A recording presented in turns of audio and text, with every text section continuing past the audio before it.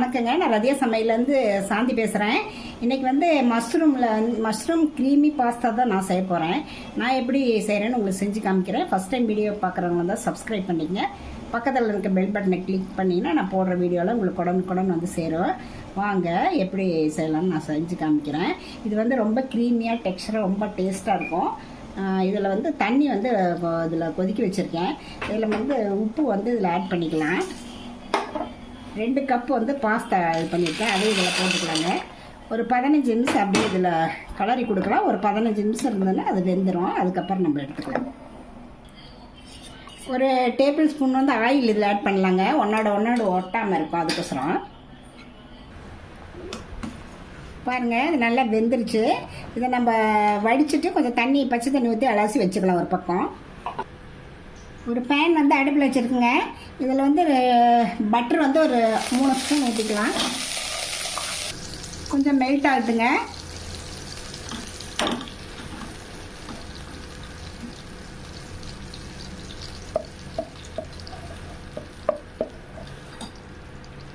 இதில் வந்து பூண்டு வந்து ஒரு 6-7 பூண்டு பொடிசை நறுக்கி வச்சுருக்கேன். அது இதோட சேர்த்திக்கலாம்.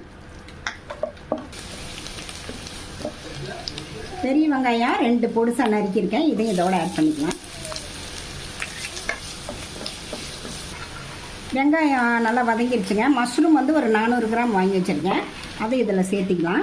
இதில் வந்து தண்ணி விட வேண்டாம், தண்ணி இதிலே விடும். கொஞ்சம் வதக்கலாம். இது கூட கொஞ்சம் உப்பு ஆட் பண்ணிக்கலாங்க.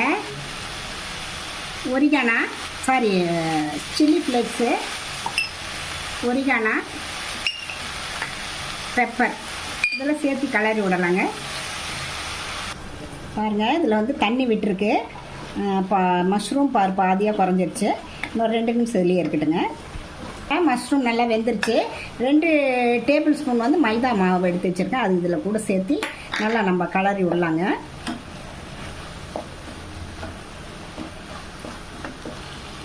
முக்கால் லிட்டர் பாலுங்க, காய்ச்சி ஆற வச்சுருக்கேன். அதை இதோட சேர்த்திக்கலாம். இதெல்லாம் ஒன்றா சேர்ந்து கொதித்து ஒரு க்ரீமி டெக்ஸ்சர் வந்ததுக்கப்புறம் நம்ம பாஸ்தா ஆட் பண்ணிக்கலாம். பாருங்கள், நல்லா பேஸ்ட் மாதிரி கொஞ்சம் ஆகிட்டு வருது. சீஸ் ஸ்லைஸ் இருக்குங்க. அது ஒரு 3 அதை ஆட் பண்ணிக்கலாம். போட்டோம்னா இன்னும் கொஞ்சம் கிறிஸ்பியாக இதாக நல்லா க்ரீமியாக இருக்குங்க. நம்ம போட்டுக்கலாம். அதையும்